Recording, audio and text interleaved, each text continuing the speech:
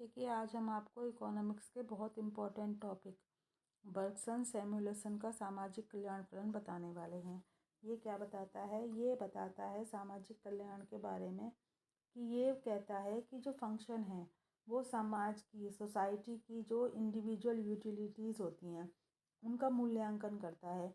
ये एक बैलेंस बनाना चाहता है कि जो हमारी आर्थिक नीतियाँ होती हैं वो मेजॉरिटी को फ़ायदा पहुंचाती हैं, लेकिन अगर सबका हम देखते हैं, सबके वेलफेयर की अगर हम बात करते हैं तो ये बहुत ज़्यादा डिफ़िकल्ट हो जाता है कि हम सब में समानता ला रहे हैं कि नहीं ला रहे हैं। तो ये जो मॉडल है ये बताता है कि जो मानव भावनाएं होती हैं और जो हमारे सोशल डायनामिक्स होते हैं ये काफ़ी सारे कॉम्प्लेक्स होते हैं।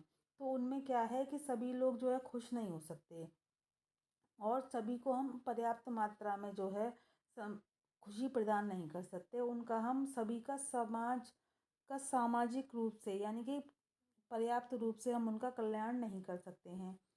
तो ये मानते हैं कि हमें एक फ्रेमवर्क बनाना चाहिए कि किस प्रकार से हमें नीतियों को लागू करना चाहिए। इसमें ये पेरेटो अनुकूलतम की भी बात करते हैं कि कोई भी इम्प्रूवमेंट होना चाहिए जिससे कि किसी का भला हो, तो उससे ये नहीं होना चाहिए कि किसी और को नुकसान हो जाए। ये एक पावरफुल टूल भी है। तो बर्गसन सैमुअल्सन जो सामाजिक कल्याण फलन है ये टैक्सेशन को भी प्रभावित करता है, हेल्थ केयर को भी करता है, एजुकेशन सिस्टम को भी करता है। लेकिन जो पॉलिसीज़ होती हैं उससे क्या होना चाहिए? ओवरऑल वेलफेयर होना चाहिए किसका? समाज का। तो इसी के बारे में हम आपको डिटेल में बताने वाले हैं, तो इस वीडियो को आप पूरा एंड तक देखिएगा। तो चलिए शुरू करते हैं। सबसे पहले देखिए मान्यताएं क्या हैं। यह मानदंड उपयोगिता के क्रमवाचक विचार यानी ऑर्डिनल पर आधारित है। एक व्यक्ति का कल्याण केवल उसकी आय और उपभोग पर निर्भर करता है और सभी का कल्याण समाज का कल्याण होता है। इसमें नैतिक निर्णय और उपयोगिता की अंतर्वैयक्तिक तुलनाओं को शामिल किया जाता है। इसमें एक्सटर्नल इकोनॉमीज़ और डिसइकोनॉमीज़ को भी शामिल किया जाता है। सामाजिक कल्याण होता क्या है?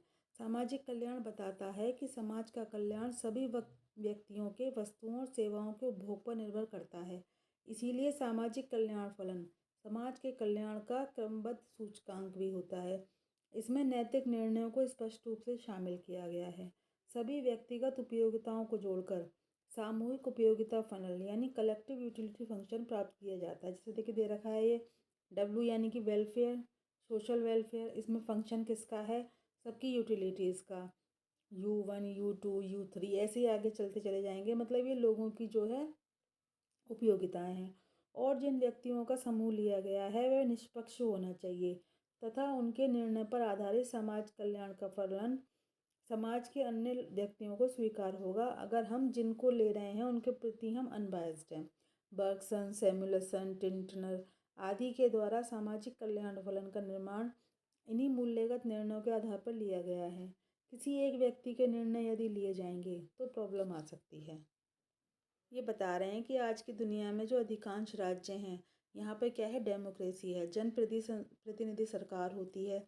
ऐसी प्रतिनिधि सरकार का दायित्व होता है कि वह किसी व्यक्ति या वर्ग विशेष के कल्याण को अधिकतम करने के उद्देश्य से नहीं बल्कि संपूर्ण समाज के कल्याण को अधिकतम करने के लिए मूल्यगत निर्णयों के आधार पर सामाजिक कल्याण फलन का निर्माण करती है। जैसे देखिए डायग्राम दे रखा है।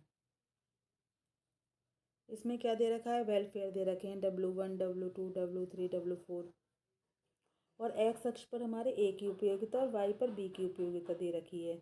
और ये बीच में जो दे रखा है ब्लिस पॉइंट है, ठीक है ना? ये जो हमारा ई है और UF जो है उपयोगिता सीमा वक्र है। तो ये क्या बता रहे हैं कि A greater than B greater than सी।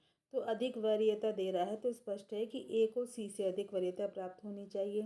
प्रत्येक अधिमान वक्र सामाजिक कल्याण के निश्चित स्तर को दिखाता है। कल्याण फलन जितना ऊंचा होता है कल्याण में उतनी ही वृद्धि होती है। अधिकतम कल्याण बिंदु ई पर स्थित है जहां उपयोगिता सीमा वक्र UFW3 कल्याण वक्र को स्पष्ट करता है। देखिए जो ये ई है यहाँ पर ये स्पष्ट कर रहा है, ये UF तो हमारा उपयोगिता कल्याण फलन है और ये हमारा क्या है? ये वेलफेयर है। तो ये ब्लिस पॉइंट यानी अधिकतम कल्याण बिंदु है, ठीक है। W4 कल्याण फलन पर सी बिंदु के अलावा सामाजिक कल्याण की मात्रा प्राप्त नहीं की जाती क्योंकि ये UF से बाहर है।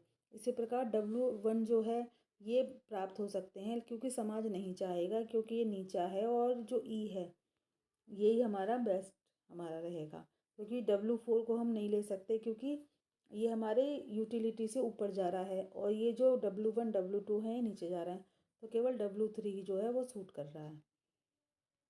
तो ये हमारा बर्गसन सिमुलेशन का कल्याण फलन था। आशा करते हैं आपको समझ में आ गया होगा। आपको देखिए इसमें नोट्स भी मिल रहे हैं। अगर आपका कोई भी एग्ज़ाम है इकोनॉमिक्स का, तो उसके लिए बहुत हेल्पफुल होने वाला है, क्योंकि वेलफेयर इकोनॉमिक्स बहुत ज़्यादा पार्ट रहता है आपके एग्ज़ाम का। अगर आपको वीडियो अच्छा लगा हो तो इसे लाइक कीजिए, शेयर कीजिए। प्लीज़ हमारे चैनल को सब्सक्राइब कीजिए। Thanks for watching.